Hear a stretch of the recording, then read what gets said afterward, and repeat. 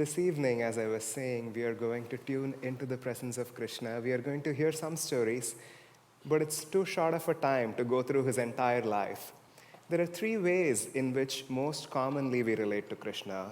Those of us who grew up in India obviously have a lot more association with this. But of course, any of you who are here and who perhaps have any familiarity, I'm sure you're also familiar with these three ways because they're not just about Krishna. It is about how we relate with the divine. There are more than three, but in Krishna's case, there are three forms that we often tune into. The first one is as the baby boy. That's what we are celebrating more than anything today. Krishna as the child when he's born, and then all his playtimes when he was a naughty little boy growing up in Vrindavan and Gokul and all these places which you can still visit in India. So that is the first form that we tune into Krishna. There's such sweetness in seeing the divine itself as a child, as our child, that we want to honor in that way. The second mode of worshiping Krishna is as the beloved. Again, an image that's far too familiar to all of us. Krishna and Radha is this iconic couple that we often see represented in art. And again, tuning into Krishna as our own beloved. When we tune into Krishna as beloved, we all become Radha, whether we are men, women, no matter who we are. And that is again a way in which we receive that presence of the divine. And then, later on in his life, the reason why Krishna incarnated, the story of Mahabharata itself, he plays the role of the guru. Oftentimes he is referred to as Jagat Guru, or the guru of this entire planet. And in that way, we tune into Krishna as that divine guide, as that intuitive guidance that is in our own hearts, that is guiding our wisdom. And that's the role he played when he was a charioteer for this warrior Arjuna, guiding him in this battlefield of Kurukshetra. So these three are the three most common modes in which we tune into Krishna as the boy, as the beloved, and as our own guru and dear friend. So this evening, we are going to approach it in these three sections. I'll share a few different stories. We'll see where the evening takes us. Just generally talking about these three forms and how we tune into Krishna. And we'll have some chanting with each section. Again, as I said, I invite all of you to sing along with us, to feel that devotion in your own heart, to feel that joy of offering yourself to your own beloved. Now, starting with Krishna as the child himself, as the baby that was born this beautiful, auspicious day. You know, not just Krishna, the avatars. When we say avatar, we are referring to the pure descent of divine consciousness. When a fully realized soul comes back to this earthly plane, not for any personal reason, but simply out of compassion to help all of us. In the Gita, Krishna says, every time, any time, vice predominates and virtue declines, I take human form and I incarnate on this plane. So it is something that repeats over and over again. And not just Krishna, but even many other great avatars. They don't incarnate in big palaces or with a lot of ostentatious settings or richness and wealth, but rather often in very humble circumstances, whether it's Jesus Christ in the manger or Krishna, who was actually born in a prison cell. So Krishna was born in this prison to his parents Devaki and Vasudeva. The way the story is told is Krishna had a maternal uncle. His name was Kamsa. And Kamsa was a ruler of a small kingdom in the northern part of India. And Kamsa was not a very righteous king. He was not very kind to his people. He was not always the best of rulers in terms of taking care of his own subjects. And so one day, he heard this voice of oracle coming from the skies, which said, you will soon face your end.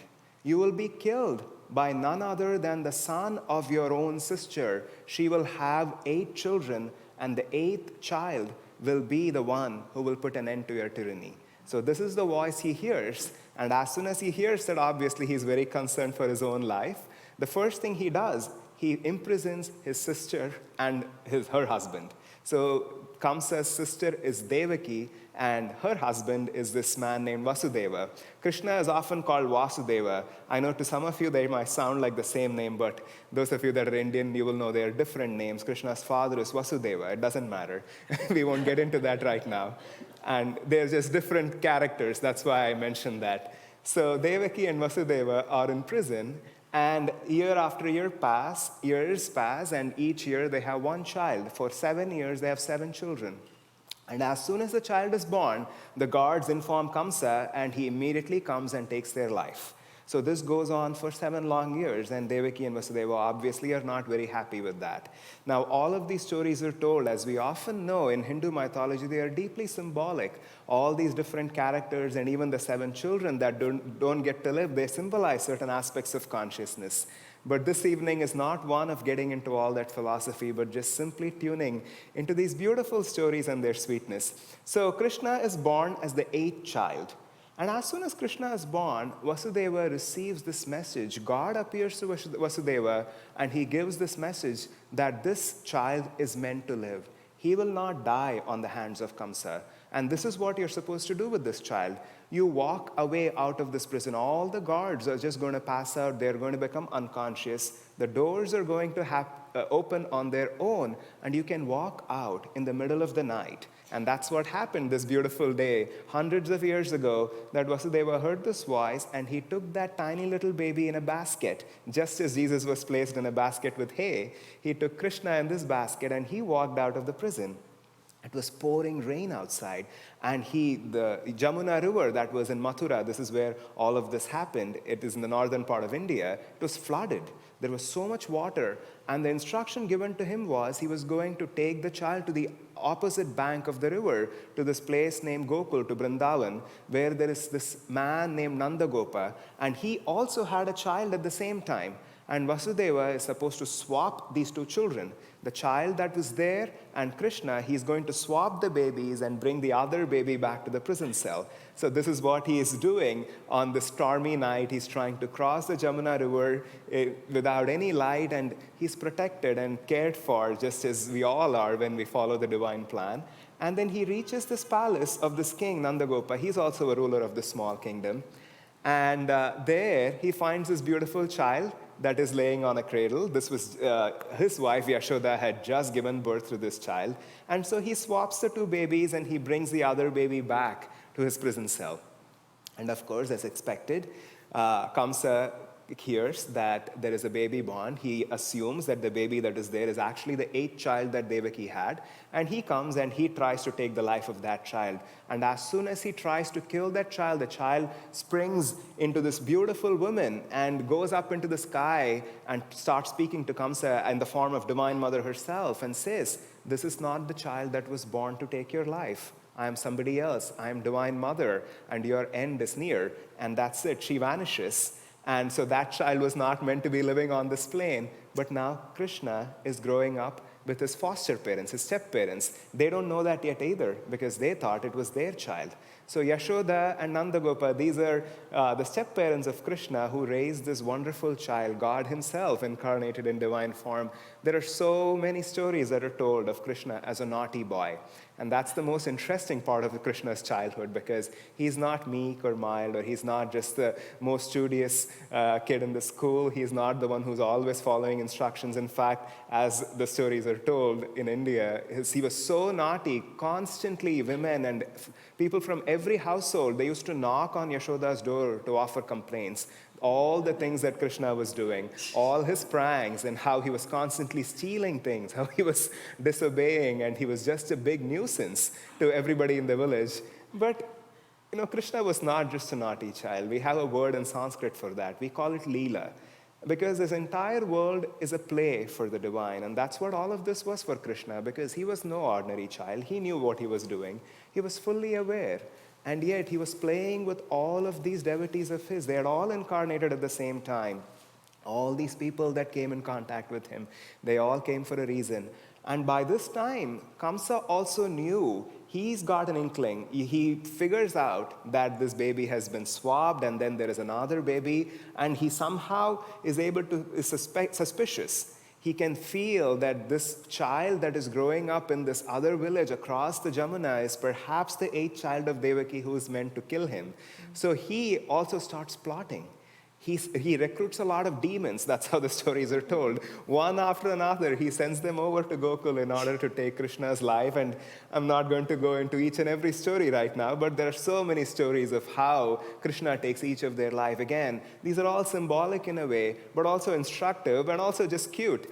Just imagining this baby boy fighting all these demons and establishing order and virtue in the small little village. This boy who's a cowherd, that's the family that he's born into. Although he's a king, His father, he's not a king in the sense of a noble ruler. He's actually the king of cowherds, and this is a village where cows thrive. So Krishna is playing his flute. This is the image that we often see of him taking the cows to the pastures every day with his brother Balarama, who was the son of Nanda-Gopa. So they both grow up together. And all of their pastimes, playing with each other and just creating a havoc in the village for the most part. There are two stories I'll share because they're so sweet but also illustrative of what Krishna was and what he means to us even as that child. There's one story told of when Krishna was playing outside in the yard. He swallows sand, which is something that babies often do, as most of you might know. And he swallows sand, and Yashoda is often frustrated with him. She doesn't know how to deal with this child. He is much more than she can handle. And immediately she runs out and she tries to discipline him. And as mothers would often do, she forces his mouth open and she wants him to spit all the sand out. God knows what you're eating. And then she tells Krishna, open your mouth and show me. What do you have in there? Open your mouth and show me. You got to spit it out. And as soon as she says that, Krishna does open his mouth. And what she sees is all of the universe, all the different worlds and planets and star systems and galaxies, all of it in his own mouth. Again, these stories, as I was saying, we are not exploring the philosophy of it today, but it's symbolic. Because how can a tiny mouth show all of the universe? I'm, in fact, on this planet Earth, and this child is here. You cannot calculate all of this with your mind. But what she was actually receiving from Krishna was this cosmic experience. The stories were told that way, but in fact, that was the time when Yashoda actually realized he gave her an experience in cosmic consciousness where she could see that all of creation is contained within this one child, that he is no ordinary child, that what I'm seeing in his mouth, what I'm experiencing now is not a normal human experience. It's not something I'm seeing with my eyes. How could you see planets and star systems inside a baby's mouth?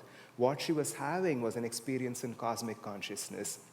There is another beautiful story, which is perhaps even more relevant to all of us, of Yashoda and Krishna. As a baby boy, Yashoda is often trying to discipline Krishna, and then Krishna does something very, very naughty. I don't quite remember what it is. But now she cannot deal with it anymore. She brings the boy inside, and she wants to tie him to this big stone, the stone pestle that is traditionally used in India. So she's looking for a rope. She's looking for a rope to tie this child to this big rock so that he wouldn't run away, so that he wouldn't just be as naughty as he's always being and he's not creating more confusion and problems. So she goes around looking for a rope, and she brings a very long rope to tie Krishna to this rock. And Krishna is pinned to this rock, and then she tries to tie the rope around him, and she realizes the rope is running a little short. So she goes and she finds a bigger rope and she brings it in, and now she's sure that this rope will be sufficient in order to tie Krishna to this rock. And then she finds out, even this is small. And this is a boy, this is a tiny little rock, this is a baby. And then she does that over and over again. She ties two ropes together. No matter what she does, the rope is always a little bit short. Now, how is that even possible? It's a child, it's a rock. And she realizes that she cannot, in fact, tie Krishna to this rock at all. Again, that story is told for all of us, for us to realize no matter how hard we try, our limited human understanding can never grasp the divine. Like that rope, we always keep imagining, if I could only get that, if I could get this, if I could just understand this particular principle, if I could practice this technique, then I will get it.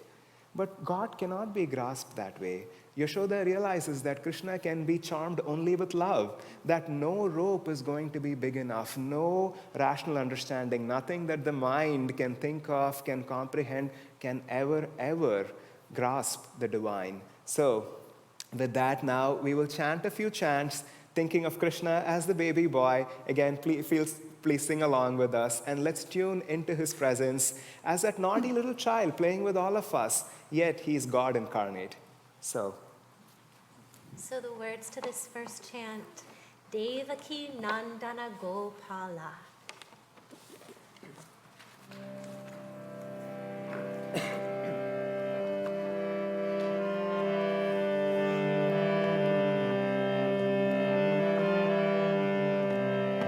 Gopala,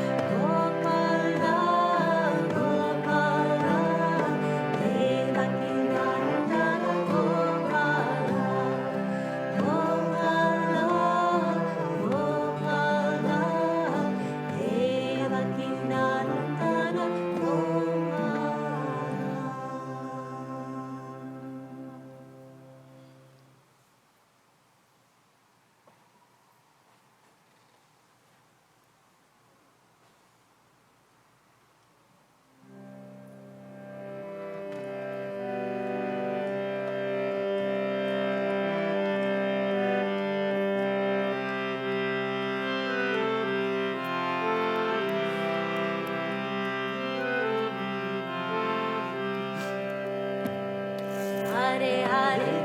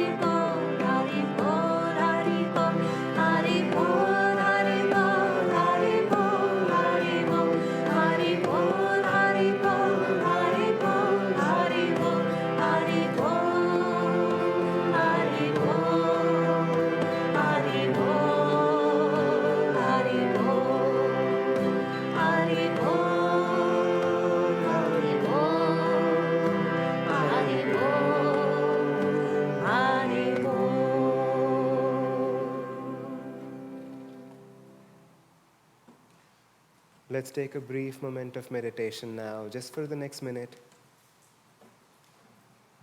Drawing that heart energy from the chanting up to our spiritual eye,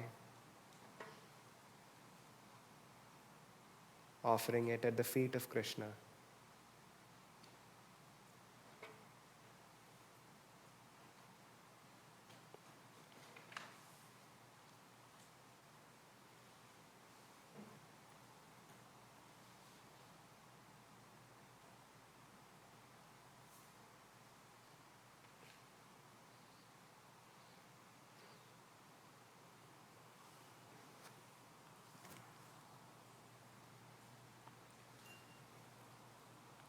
Chanting is such a powerful practice. Yoganandaji often used to say chanting is half the battle because it raises the energy of the heart. It helps us open to receive the presence of the divine. That's what Yashoda was trying to do with her mind with that rope that was never sufficient.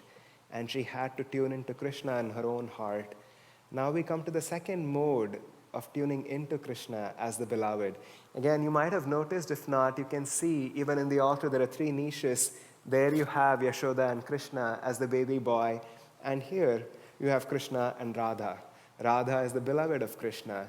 As Krishna grows up, as the story goes along, obviously he's meant to be killing Kamsa, his own uncle, who is not being a great ruler of the nearby kingdom.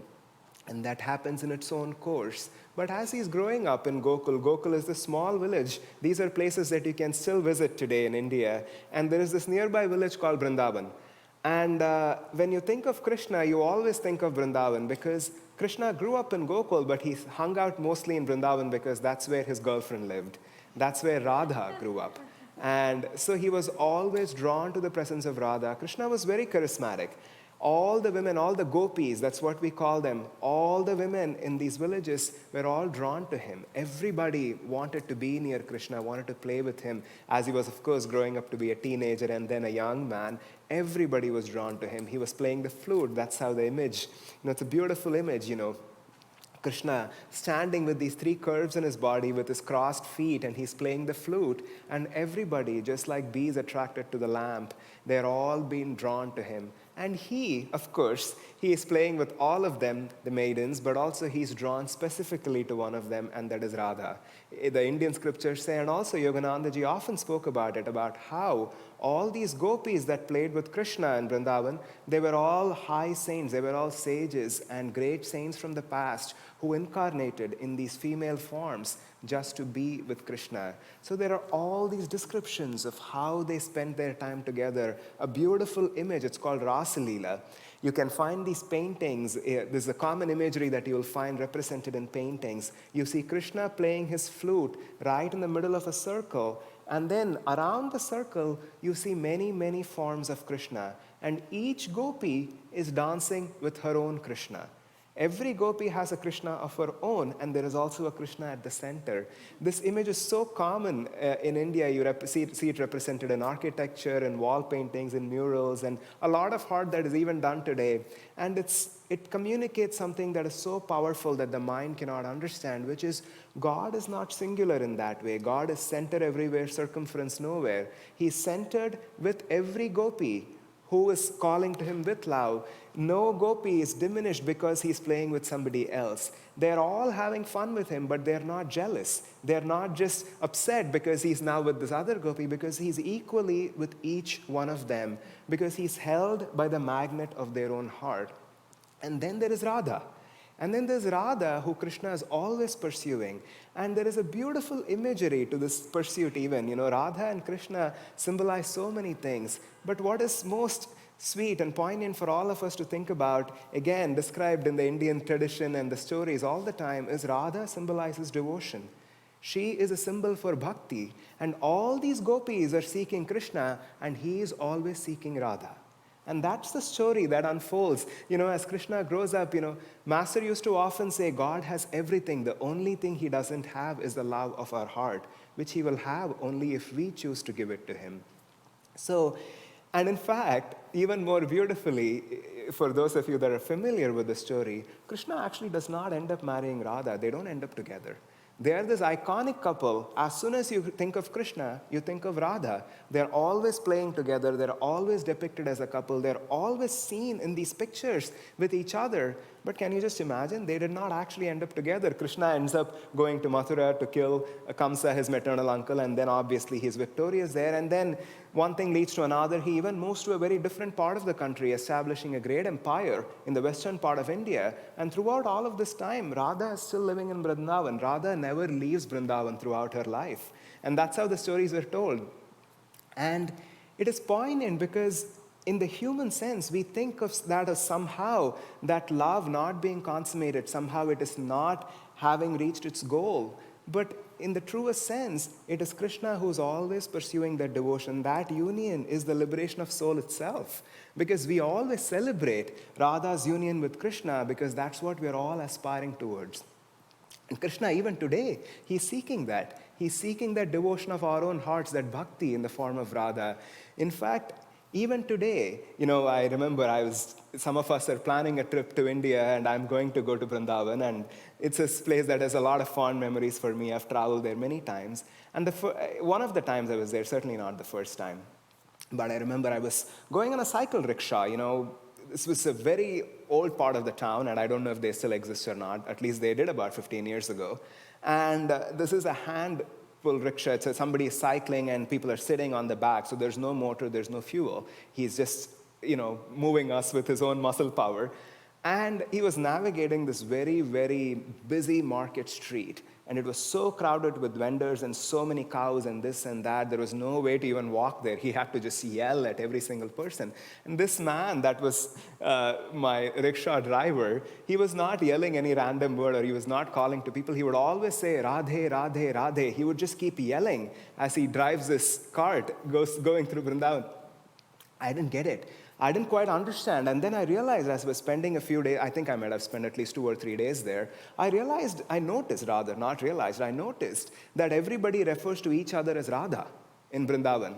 Especially in that city, you always call everyone, just random strangers, you'll always call them Radha, because it is symbolizing that same principle, because we are all, in our own essence, that feminine principle in us is seeking that union with Krishna. That union has not happened yet.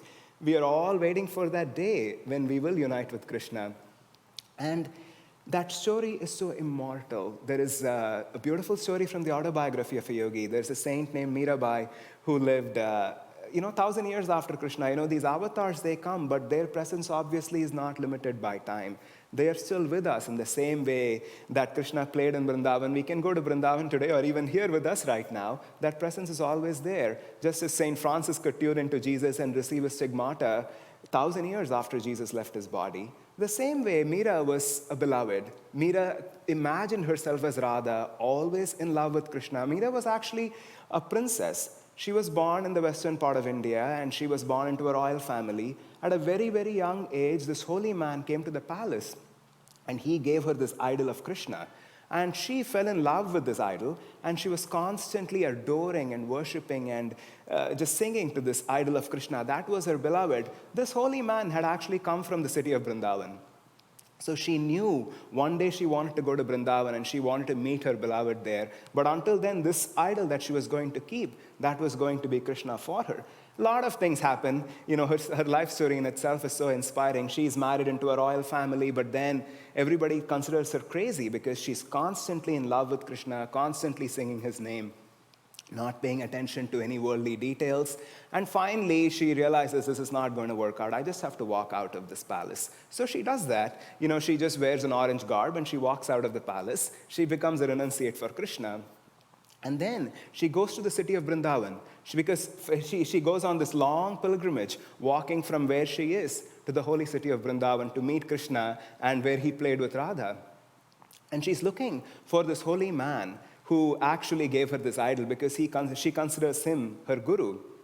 And this is a story that Master shares in the autobiography of a yogi. When she reaches his ashram, the disciples tell her, our guru, he met you when you were a very young girl. he could do that at that time, but he is so austere. He lives such a renunciate life that he does not actually meet adult women. He would not make eye contact with them, and he would not actually greet them. So we are very sorry to tell you that you cannot come to the ashram. And then Meera has this sweet response to that. I didn't know there was any man in this whole universe except Krishna. And immediately the guru realizes this is not an ordinary soul that has come. This is somebody who's so advanced and so devotional that he could go receive her. So with that, I actually invite Atmajyoti to share a beautiful reading from Yogananda's writings on Krishna from the Whispers, and then we'll have another section of chanting.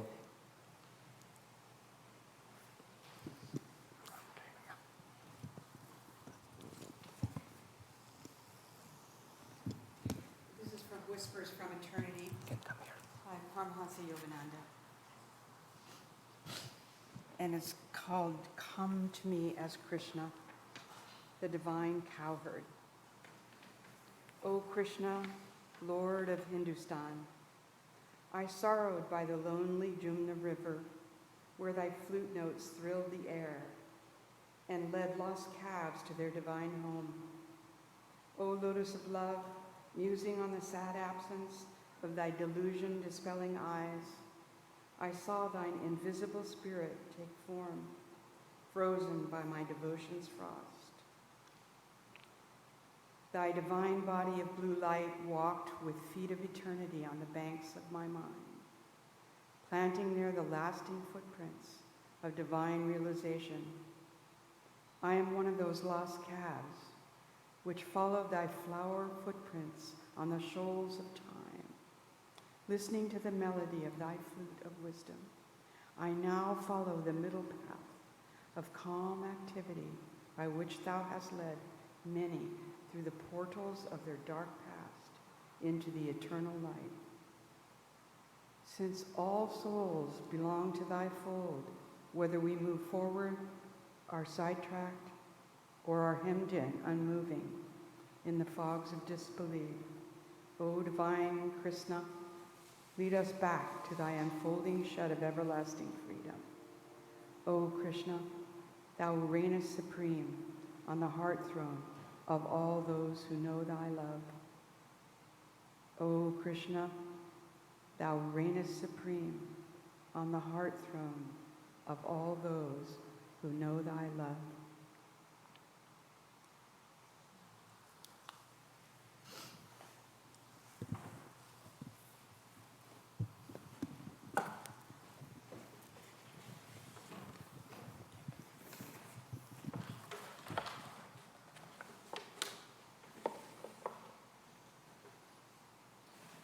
The words to this chant, my mind is always floating on the thought of my Lord, Krishna playing his flute on the banks by the blue river. My mind is always floating on the thought of my Lord. My mind is always floating on the thought of my Lord. Krishna playing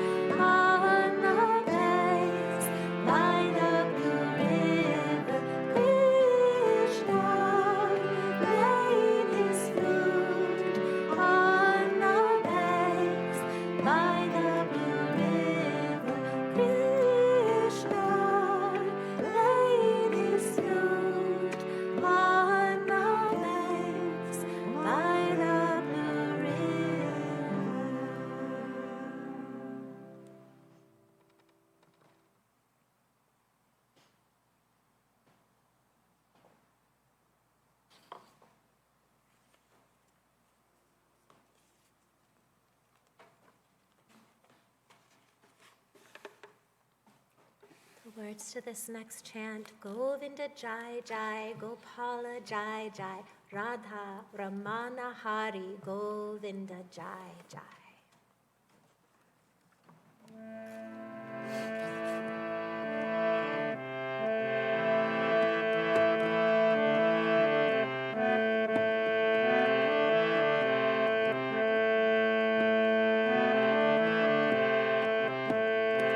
Govinda Jai Jai, Gopala Jai Jai, Govinda Jai Jai, Gopala Jai Jai, Radha Ramana Hari, Govinda Jai Jai, Radha Ramana Hari,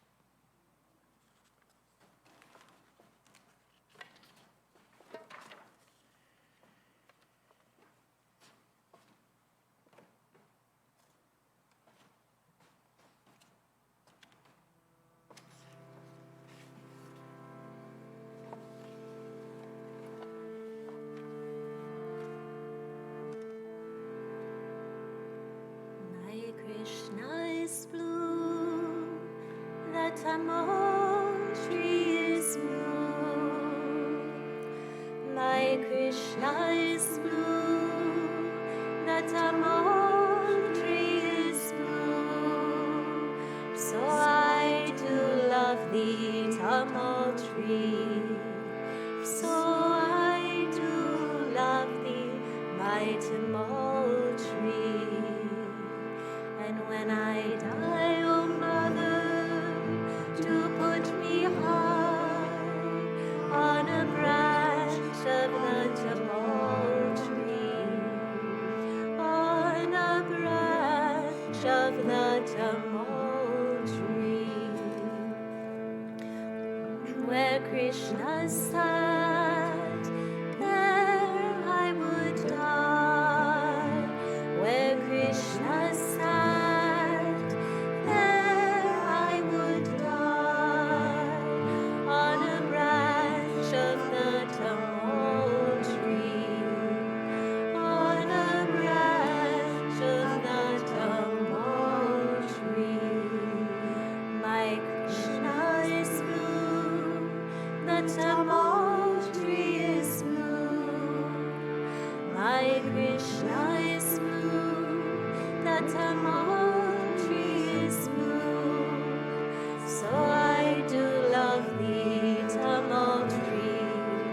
So I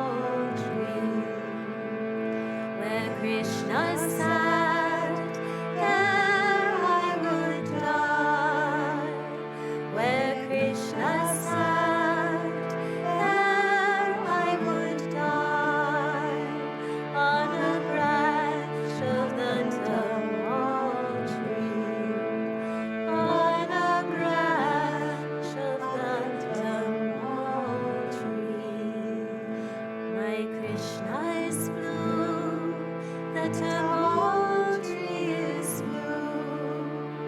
My Krishna is blue. The tamarind tree is blue.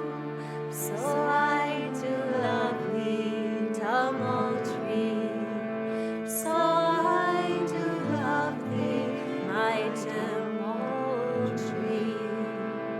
And when I die, oh mother, do put me high on a branch of the tamarind tree, on a branch of the tamarind tree, where Krishna sat, there I would die, where Krishna sat, there I would die, on a branch of the tamarind tree, on a branch of the tamarind tree. My Krishna is blue, the tamarind tree is blue. My Krishna is blue, the tamarind tree is blue. So I do love thee, tamarind tree. So I do love thee, my tamarind tree.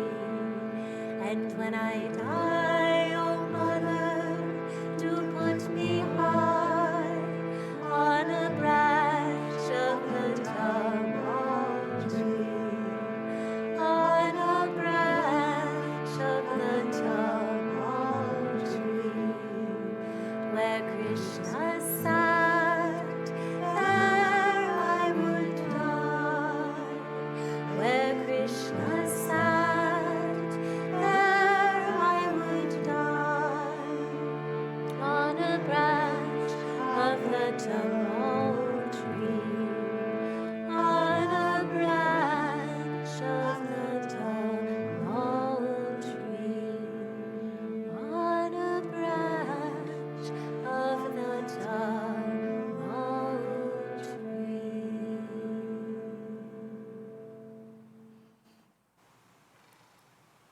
Let's take those words deep within. It's a traditional Bengali chant that Yogananda translated into English, where Krishna sat, there I would die. When I die, O mother, do put me high on a branch of the tamal tree. The tamal tree is a specific kind of tree that actually has a blue bark that grows around the region of Vrindavan. And it is said that Krishna would sit on the branch of this tree and play his flute.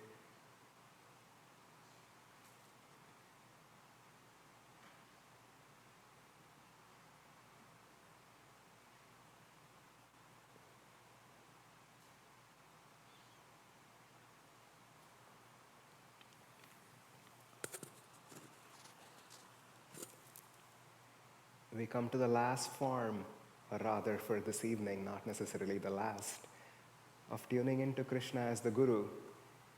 If we cannot comprehend fully the baby boy and the beloved, what can we speak of the Guru? We can barely grasp with our minds, with anything that we can think or understand. It's impossible. And by the time Krishna becomes an emperor, he establishes this kingdom in the western part of India called Dwaraka. And it becomes pretty clear to everyone that this is no ordinary man, this is no ordinary king, this is divine incarnate. And Krishna's life is full of miracles, of course, even as a naughty boy. But at this stage, when he is a big ruler, emperor in the story of the Mahabharata, as he enters the story, it is pretty clear that this is no ordinary man. And he plays a very important role. We are not going to get into the whole story of Mahabharata right now, but as you all know, it is a battle between the Pandavas and the Kaurava brothers. They are cousins. They are cousins who are fighting for the kingdom. And as the gurus of this lineage interpreted, as Larry Masha gave this beautiful commentary on the Gita, all the different characters in the story are symbolic of certain aspects of our own consciousness. Every single character in that story, the Pandavas, the Kauravas, and even all the small little characters that come and go, they all represent something in our own minds, in our own consciousness. And Krishna represents the Guru. Krishna represents the awakened energy at this point in the body, this yogic power of intuition, our own ability to tune into the divine that descends into that form to guide us. That's what Krishna represents. And the Pandava brothers, who are the good guys, as most of you know, who are familiar with the teachings of Yogananda, they represent the upward flowing energy in the 5 spinal centers, the first 5 chakras in the body, and Krishna represents the 6th.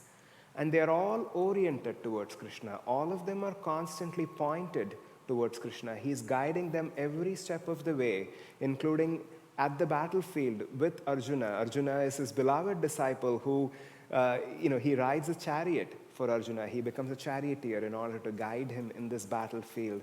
There are so many stories from the Mahabharata that illustrate, the beautiful relationship that the Pandavas had with Krishna, especially the wife of the Pandava brothers, Draupadi. She was, again, as Yoganandaji explains, Draupadi represents the Kundalini energy that is awakening. And she is the one who is instrumental in taking down the Kauravas. It is because of her resolution that even this all ends up in the battle of Mahabharata, and finally the Pandavas are able to take charge of the kingdom. She plays such an important role, and she is constantly directed towards Krishna. Of course, symbolically speaking, but even in the story itself, even on the most literal level, he plays that role of a guru, but as a friend. He is the cousin to everybody. That's how, everybody in India is a cousin. We call, your mother's siblings, sister's son, or your mother's cousin's daughter's son. Everybody's a cousin. So let's not get into how they're related, but he's related to everybody. Because why wouldn't he be? Krishna is related to all of us. Krishna is related to every character in the story, and he's a cousin to everyone.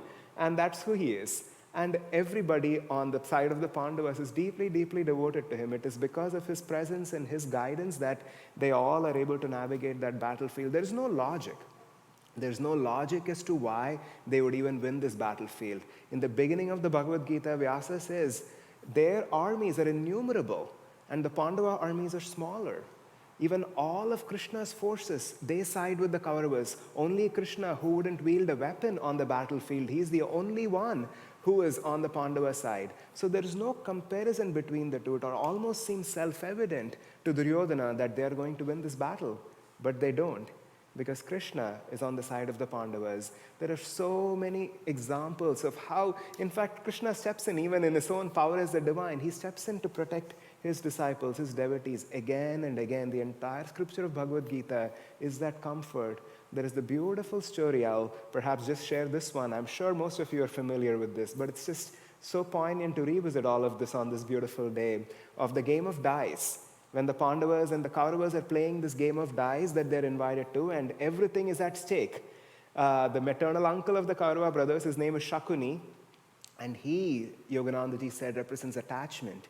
He draws both these forces into this game of dice. And as the story describes, the dice is loaded. The dice is already loaded. Even before the game begins, it is pretty clear who's going to win. The Kauravas are going to win this game. It is pretty self-evident. In the battlefield, the same way it is clear who's going to win, because Vyasa says Krishna is on this side, so that side is going to ultimately win at the end of those 18 days. But when they enter the game of dice, the dice is loaded, because that game represents the material plane. It is this plane of duality, and in this plane, it is always tilted in favor of delusion. So no matter how well the Pandavas play the game, they're ultimately bound to lose. And that's what happens. They keep rolling dice one round after another. They're playing with smaller bets, and then they lose their kingdom, they lose their own self-will, they lose their crown, they lose all their possessions, and including their own wife Draupadi, who becomes a pawn in this game. And Draupadi, who is so devoted to Krishna, she is a force of nature.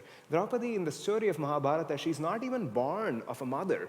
She's born of fire. She comes out of the fire as a fully grown adult woman, because she represents that Kundalini energy. She is already fully mature when she comes onto this plane. There is no birth for Draupadi. She is a force that cannot be controlled. And she has been governing, and she has been dictating this whole narrative all this while. And suddenly she finds herself in this palace, in the court, in the front of everyone. The Kaurava brothers drag her there, and they abuse her. They take away her honor. She is being disrobed in front of everybody. And then she realizes no amount of will, no amount of control, no amount of intellect or any power that I can exert can rescue me. The only thing that can rescue me is complete surrender.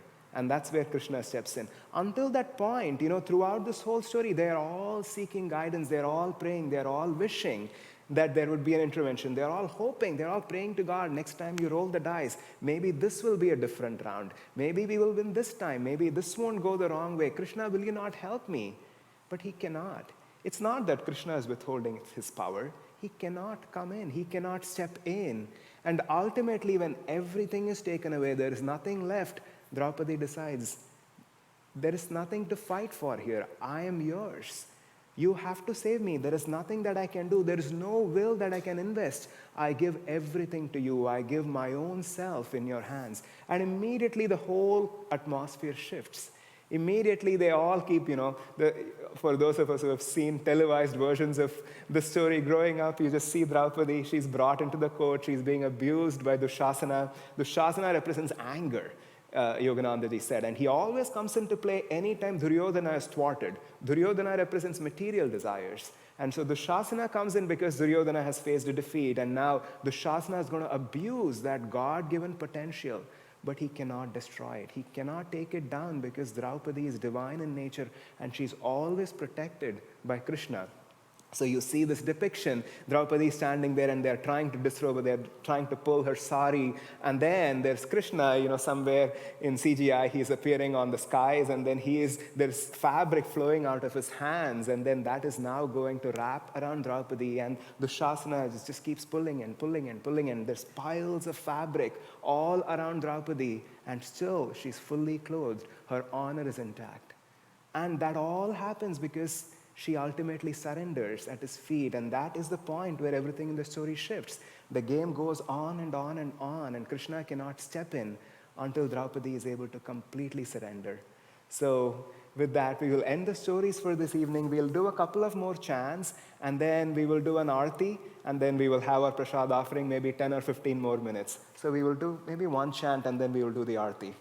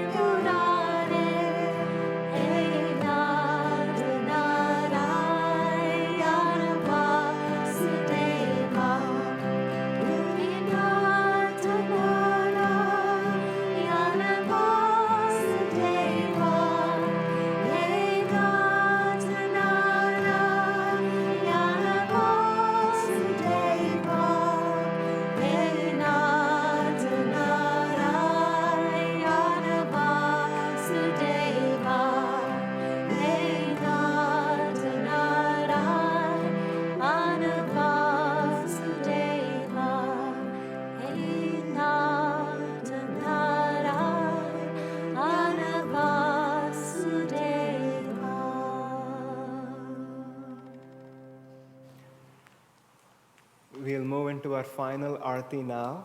And Aarti is a festival of light we offer to the divine here. I'll start by waving the light in front of the divine. It is symbolic of illuminating that principle. All of us focus our attention at the altar, at the form of the deities, tuning into that form of Krishna, and of course all the other gurus who are all present with us here. And I'll also invite others, a few of them, to offer different elements as part of the Aarti at the altar. And before we do that, we can start chanting. First, we will offer the prasad, the food that we'll serve outside in just a bit. So if you want to bring the food, we can start chanting. And we will just keep offering. You will follow along. It'll be pretty simple.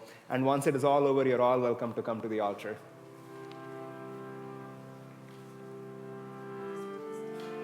You can just hold it.